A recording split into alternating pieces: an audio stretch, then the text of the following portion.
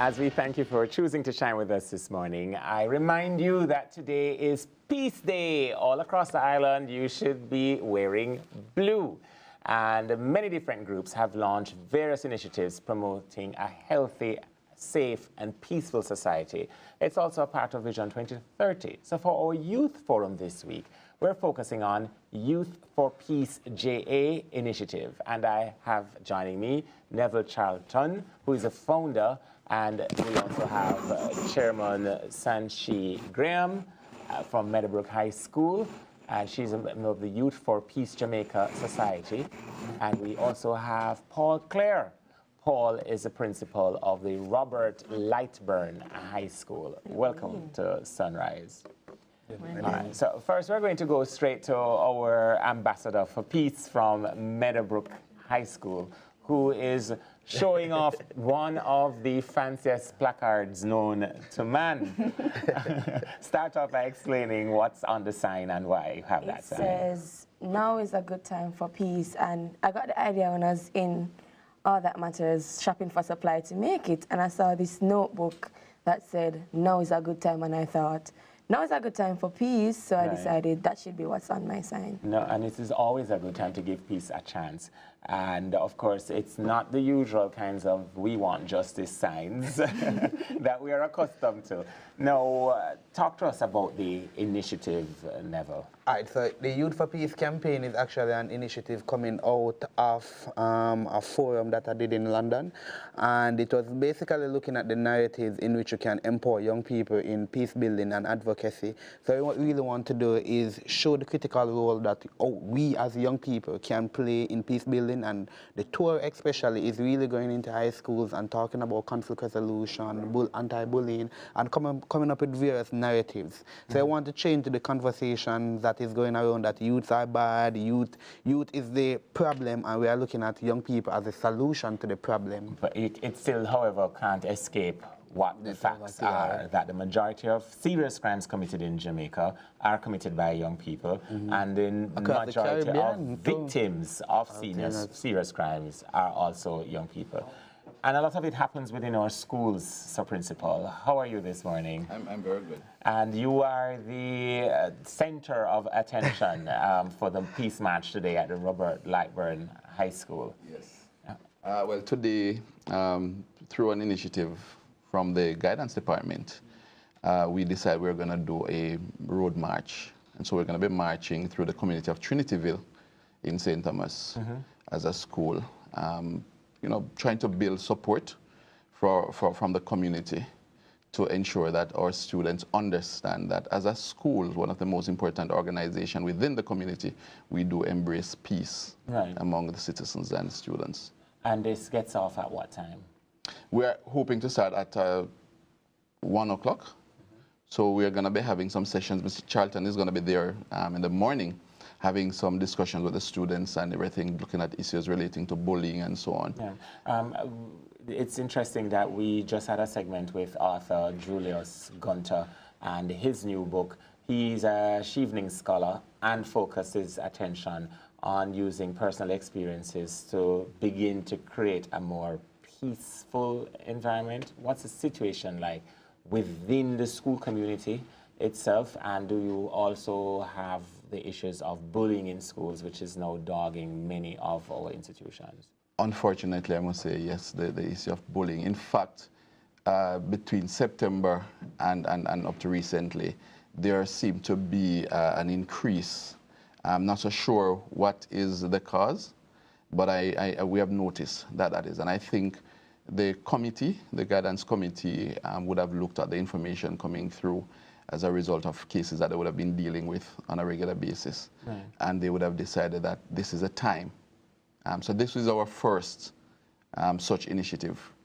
And I think that is where it would have come from. So within the school, we're having those kind of experiences.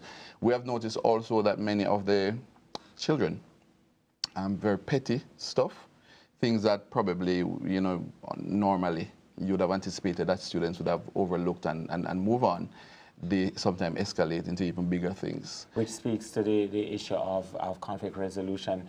Madam Peace Ambassador, how is it in your neck of the woods at the Meadowbrook High School? My school.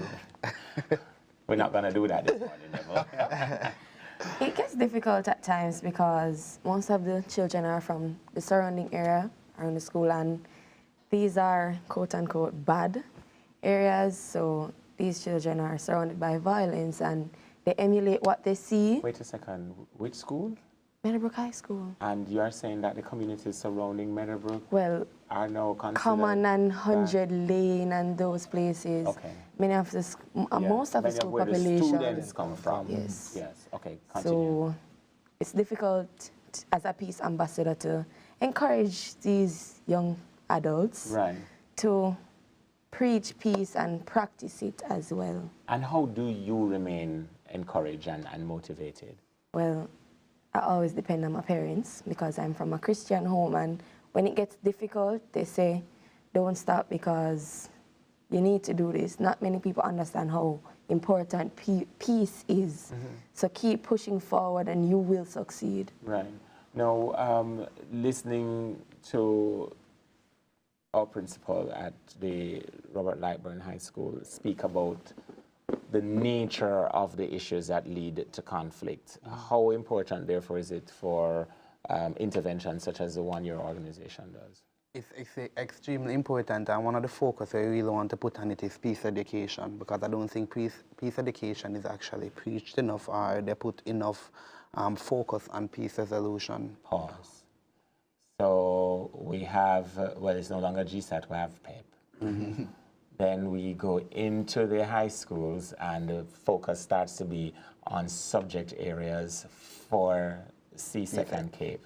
And your suggestion is that Peace education. Sir Paul and his teachers must take time out from now the curriculum for which they're going to be measured and examined to teach peace curricula. Yes, I wouldn't mind if there was a peace curriculum being developed and taught at the secondary, from the early childhood, the primary, the secondary.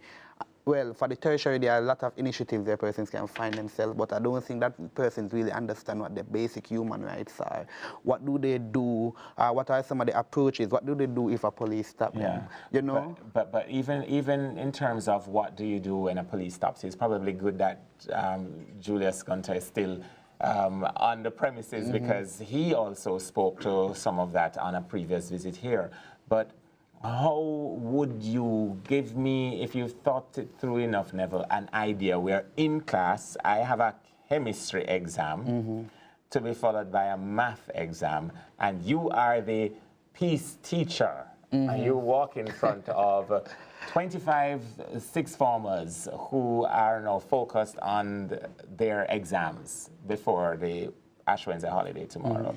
You think we'll listen to you talking about educating peace? Well, if it's a curriculum and it's to be taught in school, then more likely they would have learned previous. But we have religious education for exams and they don't behave any differently. You see, the thing is, you have to make it interesting and attractive for them and their various programs. So let's say, for example, we're having an activity and it's on bullying, or let's say imaginary Sunday, right, which is really looking at bullying. So they write all of the things that they would usually call someone big-head, fat, and they write that on a clean piece of paper. Being kind that morning.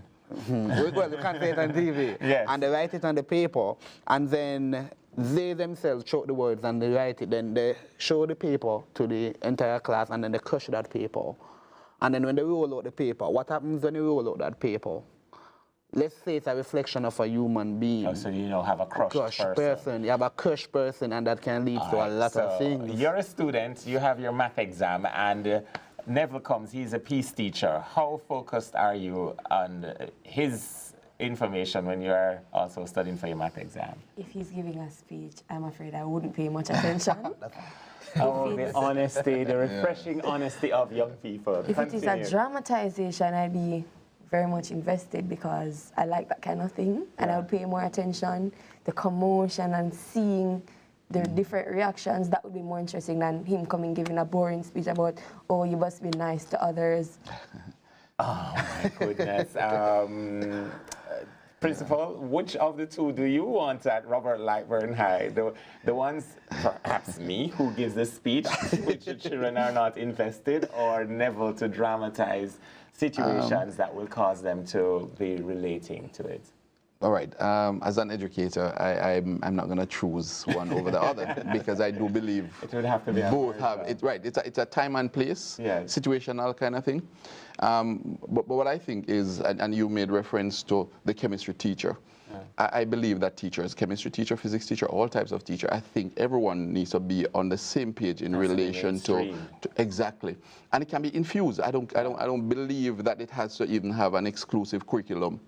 As Charlton is saying here, it very well could be something that is infused pretty much in every single lesson that is being taught, and it becomes something that the environment within the school embrace. So the students go to the canteen for lunch. There are persons there who's preaching the message. They go to the front gate where your vendors might be. Oh dear. And they're also preaching the same message of peace and everything. Give us an idea when you mentioned that sometimes it's apparently small or petty issues that lead to major conflicts. If you can, a few examples. Not necessarily at your institution. And I have no problem giving that at my institution. For example, you would be in your office as a principal and students rush to the office. Because I sort of have that kind of open door policy kind of thing. And they will rush to the office. The first secretary is in your office. And you will, yes. Because they just rush into your office past, then she said, I'm very hard to manage sometimes. Yes, but we do have that kind of understanding. And you find that students will come to you and you say, what is the problem? John hit me in the head. Why? Because I was just moving my foot, for example, and it kicked his pants and everything, you know? Yeah. Simple as those things, you know. Something that you could say, okay, I'm sorry for. It's a simple brush off and you move on. It turns out that someone has to retaliate with a hit in the head, and then that is going to escalate into something more. Yeah, we now have a retaliation culture. That is where it is. You know, nobody is prepared to accept any, because sometimes students do apologize, you know. Yeah. But somebody still go ahead and hit the other one. Right. Now, for example, when you're interacting with your colleagues as the peace officer, I almost said police officer, but as a peace officer, do you find that your ability through the exposure to the programs you are participating in to be that voice in the nick of time, does it help? It does help, because if I was a violent person, nobody listened to me when I say, don't hit her because that's not right. You can't tell me nothing. You are fight too. Yeah. So being a peace ambassador and having the children in school know that it's more likely that they will listen to me. Yeah. Sometimes even over a teacher, because I'm a peer. And that does happen a lot. I don't think the formal system puts enough credit or invests enough support to the fact that peer-to-peer counseling, like peer-to-peer pressure, is one of the most dominant forces within the school community. True. So how, before we close, what would be some of your suggestions to teachers and administrators to allow more development for peers to be able to do the kinds of intervention that you do? Well, sometimes if a teacher can't handle the situation, if there's a child that you know is the problem child's friend, ask them to speak to them, because that might be what causes a change in that student. Right. Are you also going to be on the march? Yes, I will. That's why I have my placard. That's why I have your nice, fancy, full-mounted sign. And never, in terms of the experiences you've had across the island and in various schools, what are the top 2 observations you have made? 1, in terms of what leads to the problem, and 2, in terms of the best route to a solution? Well, what leads to the problem? I think the problem is that it's from the background or from the community that they are from, and they have this approach that, you know, in my community, this is how they should under a situation. The solution to that is really being that voice or being that mentor, especially at Meadowbrook, where we provide opportunities, training opportunities for them, so they know what is right from what is wrong, what is violent to what is very peaceful, what are some basic human rights.